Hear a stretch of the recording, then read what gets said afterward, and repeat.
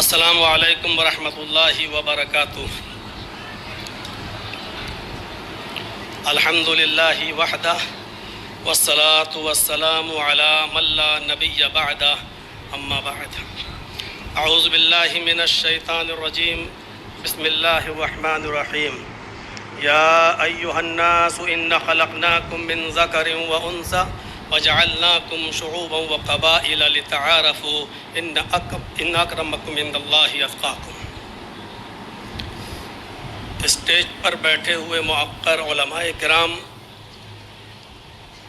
اور معزز سامعین حضرات جو ہندوستان کے گوشے گوشے اور چپے چپے سے تشریف لائے ہوئے ہیں، آل انڈیا اہل حدیث کانفرنس جو 35ویں آپ جو اس میں سماعت فرما رہے ہیں، اس میں شرکت کیے ہوئے ہیں، اس کا موضوع جو رکھا گیا ہے احترام انسانیت اور مذاہب عالم، یہ اپنے نوعیت کا بڑا حساس موضوع ہے اور تمام خطباء نے اسی موضوع پر گفتگو کی ہے۔ اللہ تبارک و تعالیٰ نے ساری انسانیت کو ایک کنبے سے، ایک قبیلے سے، خاندان سے جوڑا ہے۔ آپ اس بات کا اندازہ قرآن کی اس آیت سے لگا سکتے ہیں جو میں نے خطبے کے بعد آپ کے سامنے پڑھی ہے۔ اس کے اندر اللہ تبارک و تعالیٰ نے ساری دنیا کے انسانوں کو آپس میں بھائی بھائی قرار دیا ہے۔ بتایا یا ایھا الناس انا خلقناکم من ذکر و انثی، اے لوگو، ساری کائنات کے انسانوں کو مخاطب کر کے کہا کہ اے ساری دنیا کی مانو ذاتی، اے انسانوں، ہم نے تم کو ایک مرد اور ایک عورت سے پیدا کیا ہے اور ہم نے تمہارے شعبے اور قبیلے بنا دیے ہیں، اور اس کی وجہ یہ ہے کہ لتعارفوا، تاکہ تم ایک دوسرے کو پہچان سکو۔ تو یہ کہا کہ یا ایھا الناس انا خلقناکم من ذکر و انثی، ہم نے ساری انسانیت کو، سب کو ایک مرد اور ایک عورت سے پیدا کیا ہے۔ تم سب کا باپ ایک ہے، تم سب کی ماں ایک ہے، تم سب کا باپ آدم اور تم سب کی ماں ایک حوا، جس کو آپ آشو کہہ لیں، ہیووتی کہہ لیں، شتروپا، تم سب ایک ہی باپ کے اور ایک ہی ماں کے بیٹے ہو، یعنی تم سب آپس میں بھائی بھائی ہو۔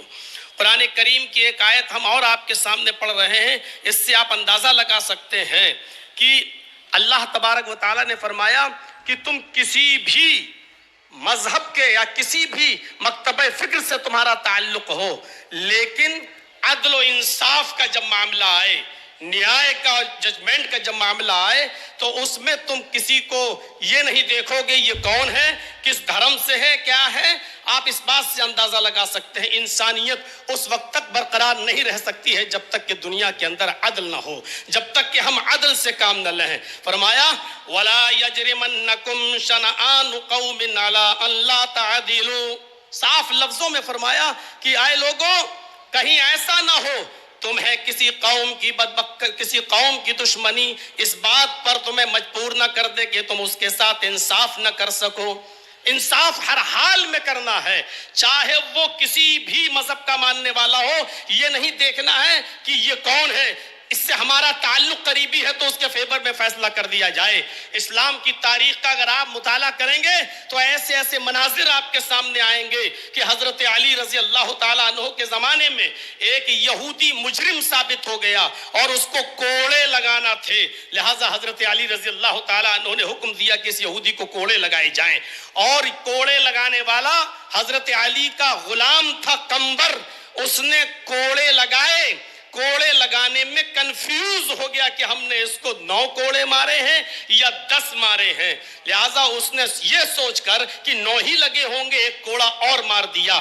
جب اس کو کوڑا لگ گیا تو پھر اس نے حضرت علی رضی اللہ تعالیٰ عنہ سے کہا کہ امیر المومنین، آپ کے خادم نے، آپ کے غلام نے ایک کوڑا مجھے زیادہ مارا ہے اور مجھے اس کا انتقام چاہیے۔ فوراً اسی وقت حضرت علی رضی اللہ تعالیٰ عنہ نے قمبر سے کہا کہ اے قمبر ادھر آؤ اور دیکھو یہ یہودی کیا کہہ رہا ہے۔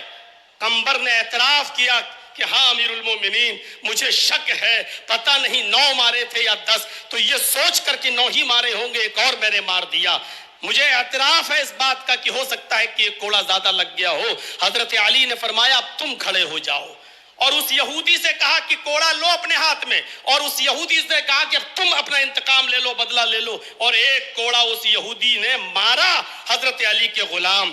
میں کہنا یہ چاہتا ہوں انسانیت اسی وقت محفوظ رہ سکتی ہے، اس کا تحفظ اسی وقت ہو سکتا ہے جب آپ عدل سے کام لیں گے، اور جہاں عدل و انصاف ختم ہوا وہاں انسانیت بھی مجروح ہوگی، انسانیت کا بھی خون ہوگا۔ اس لیے ہر حال میں اگر آپ یہ چاہتے ہیں کہ انسانیت مجروح نہ ہو، انسانیت محفوظ رہے، تو آپ کو عدل و انصاف قائم کرنا ہوگا، اور جتنا زیادہ عدل ہوگا دنیا میں اتنا ہی زیادہ امن ہوگا۔ آپ کو شاید یاد ہوگا حضرت علی رضی اللہ تعالیٰ عنہ نے بھی ایک یہودی کے خلاف مقدمہ دائر کر دیا تھا قاضی شریح کی عدالت میں کہ میری ایک زرہ ایک یہودی کے پاس ہے، اور جب یہودی کو پیش کیا گیا تو یہودی نے کہا وہ زرہ میری ہے۔ حضرت علی سے کہا گواہ پیش کرو۔ حضرت علی نے جو گواہ پیش کیے تھے شرعی اعتبار سے ان گواہوں کی کوئی حیثیت نہیں تھی۔ قاضی شریح نے امیر المومنین حضرت علی کے خلاف فیصلہ سنایا، یہ کہتے ہوئے کہ اے علی، آپ نے جو گواہ پیش کیا ہے وہ آپ کا بیٹا ہے، اور شریعت محمدی کے اندر بیٹے کی گواہی باپ کے حق میں تسلیم نہیں کی جاتی ہے۔ اے علی، آپ نے دوسرا گواہ اپنا غلام پیش کیا ہے، غلام کی گواہی بھی مالک کے حق میں، آقا کے حق میں قبول نہیں کی جاتی ہے، لہٰذا یہ زرہ کا مالک یہودی ہے۔ حضرت علی کے خلاف فیصلہ سنایا۔ یہ عدل، یہ انصاف ہمیں یہ بتلا رہا ہے کہ جب اس طریقے کا عدل تھا، جب اس طریقے کا انصاف تھا، تو انسانیت چین اور سکون کا سانس لیتی تھی۔ یقیناً آج عدل و انصاف ہمارے معاشرے سے ختم ہوتا چلا جا رہا ہے۔ وہ ملک شام کا وہ واقعہ بھی ہمارے اور آپ کے سامنے آنا چاہیے کہ حضرت عمر فاروق جب ملک شام گئے تو ایک 12 سال کے یہودی بچے نے عمر ابن عاص کے بیٹے کے خلاف شکایت کی کہ امیر المومنین، ہمیں عمر ابن عاص کے اس بچے نے، عمر ابن عاص کے اس یہودی نے کہا کہ عمر ابن عاص کے بیٹے نے ہمیں کو کوڑا مارا ہے، میرا گھوڑا اس سے آگے نکل گیا تھا ریس میں۔ حضرت عمر فاروق نے یہ سنا تو فوراً غصے سے لال پیلے ہوئے حضرت عمر ابن عاص سے کہا کہ یہ کیا ہو رہا ہے۔ فوراً بلایا گیا، بیٹے نے، عمر ابن عاص کے بیٹے نے اپنا جرم کا اقبال کیا اور اس یہودی بچے سے کہا کہ تو بھی اپنا انتقام لے لے۔ ہماری حکومت، ہماری خلافت، ہماری چودراہٹ، سب کچھ ہونے کے باوجود خود عمر ابن عاص کے بیٹے کو اس یہودی بچے نے کوڑا لگایا۔ میں علامہ احسان الہی ظہیر کی ایک بار تقریر سن رہا تھا، انہوں نے تو اپنے خطاب کے اندر یہ بھی کہا کہ ایک کوڑا حضرت عمر فاروق نے اپنے خاتم سے کہا کہ عمر ابن عاص کو بھی لگاؤ۔ جب عمر ابن عاص کو کوڑا لگا تو انہوں نے پوچھا کہ مجھے کیوں کوڑا مارا جا رہا ہے، میرا کیا قصور ہے؟ تو فرمایا تمہارا قصور یہ ہے کہ تم نے اپنے بیٹے کو صحیح تربیت نہیں دی ہے، اگر تم نے اپنے بیٹے کو صحیح تربیت دی ہوتی تو تمہارا بیٹا ناجائز کسی یہودی بچے کو کوڑا نہیں مارتا۔ یہ تحفظ انسانیت کا میرے بھائیوں وہ دور تھا جب عدل تھا، جب انصاف تھا، تو اس طریقے سے ہمارے معاشرے اور سماج اور سوسائٹی کے اندر انسانیت کا تحفظ تھا۔ آج ذرا آپ اپنے علاقوں میں دیکھیں، اپنے ملک کی بات تو چھوڑ دیجئے، کسی ایک چھوٹی بستی کے اندر بھی آپ کو عدل کے یہ نمونے نہیں ملیں گے، عدل کی یہ چیزیں آپ کے سامنے نہیں آئیں گی۔ قرآن کریم تحفظ انسانیت کے سلسلے میں اتنی عظیم بات کہتا ہے۔ میں جانتا ہوں جن لوگوں نے دیگر ادیان کا مطالعہ کیا ہوگا ان کو اچھی طریقے سے معلوم ہوگا کہ اس طریقے کی کوئی بات دوسرے مذہب میں اس کا عشر عشیر بھی نہیں ملے گا، 10واں حصہ بھی نہیں ملے گا۔ من قتل نفسا بغیر نفس او فساد فکأنما قتل الناس جميعا، جس نے کسی ایک انسان کو قتل کر دیا، نفس واحد کا قتل کیا، ہندو مسلم کی قید نہیں، کسی ایک انسان کو اگر قتل کر دیا تو قرآن کہتا ہے، یہ ہمارے اسلام کے اصول اور ضابطوں میں شامل ہے، صاف طور پر اللہ تبارک و تعالیٰ نے فرمایا کہ اس قاتل کو یہ جان لینا چاہیے کہ وہ صرف نفس واحد کا قاتل نہیں ہے، وہ ایک انسان کا قاتل نہیں ہے، فَكَأَنَّمَا قَتَلَ النَّاسَ جَمِيعًا، وہ ساری انسانیت کا قاتل ہے۔ ذرا تصور کریں، اس سے اگر مسئلے نکالے تو بہت کچھ نکالے جا سکتے ہیں۔ ایک انسان کا قتل پوری دنیا دنیا کی انسانیت کا قتل. یعنی اگر آپ نے کسی ایک انسان کو اس کی ماں کی گالی دے دی تو آپ اس اکیلے کو گالی نہیں دے رہے ہیں، پوری ساری کائنات کی انسانیت کی ماں کو آپ گالی دے رہے ہیں. اگر آپ نے کسی ایک انسان کو ستایا تو ساری کائنات کے انسانوں کو آپ ستا رہے ہیں. یہ ہے اسلام کا تحفظ انسانیت کا نظام. انسانیت کو اتنا زیادہ عروج دیا ہے اور اتنا زیادہ اہمیت دی ہے کہ ہر انسان کو سوچنا چاہیے. جب ماحول خراب ہوتے ہیں تو جنگیں بھی ہوتی ہیں. اگر آپ ہمارے ملک پر کوئی ٹیڑھی نظر ڈال کے دیکھے تو کیا ہمارا ملک خاموش بیٹھا رہے گا؟ ہوتا ہے. اسلامی دور میں بھی جنگیں ہوئی، لیکن تعجب کریں گے آپ. سوچئے اور سمجھنے کی کوشش کیجئے کہ اللہ کے نبی صلی اللہ علیہ وسلم کے زمانے میں بھی جنگیں ہوتی تھیں، لیکن آپ کو یہ معلوم ہونا چاہیے کہ ان جنگوں کے اندر بھی کتنی پابندی تھی کہ محمد رسول اللہ نے کہا اگر آپ کو لوگ مجبور ہی کر دیں اور لڑنے پر آپ آمادہ ہی ہو، اس کے علاوہ کوئی چارہ نہ ہو تو تم جنگ کرو. لیکن یاد رکھنا اس جنگ کے اندر بھی تمہارے لیے اصول ہے، اور اصول یہ ہے کہ تم کسی بوڑھے کے اوپر تلوار نہیں چلاؤ گے، تم کسی عورت کے اوپر تلوار نہیں چلاؤ گے، یہ تم کسی معصوم بچے کی گردن پر تلوار نہیں چلاؤ گے. یہ اصول اور یہ ضابطے بتائے ہیں.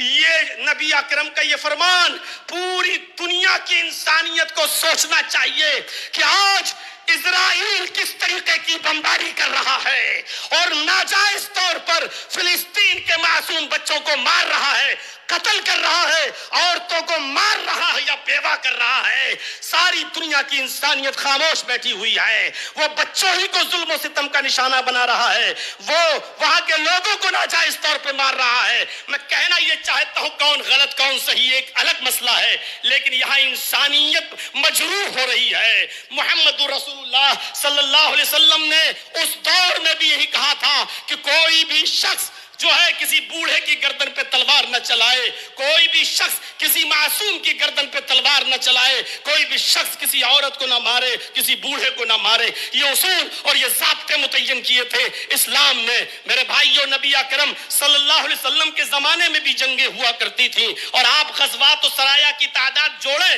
علامہ ابن القیم الجوزی رحمۃ اللہ علیہ نے زاد المعاد میں لکھا ہے کہ نبی اکرم صلی اللہ علیہ وسلم کے زمانے میں آپ کے غزوات اور سرایا کی تعداد جوڑی جائے تو تقریباً 80 ہے. 54 تو وہ غزوات ہے جس میں نبی اکرم شامل ہوئے، اور 26 وہ جس میں آپ شریک نہیں ہو سکے. تو 80 غزوات و سرایا میں اگر دیکھا جائے تو جو لوگ مارے گئے ان کی تعداد تھی 1018. 80 جنگوں میں وہ بھی غیر مسلم اور مسلمان دونوں کو جوڑا جائے 1018. اگر 80 سے ڈیوائیڈ کر دو تو 13-14 بھی ایک جنگ میں نہیں پڑ رہے ہیں. تو یہ تھی تحفظ انسانیت کا میرے بھائیوں ایک معیار جو اسلام نے متعین کیا ہے. اللہ تبارک و تعالیٰ سے دعا ہے کہ بار الہ ہماری خطاؤں کو معاف فرما کر ہمیں انسانیت کے تحفظ کی بقا کے لیے ہمیں کوشش کرنے والا بنا دے. وما علینا الا البلاغ المبین. وآخر دعوانا ان الحمد للہ رب العالمین. السلام علیکم ورحمۃ اللہ وبرکاتہ.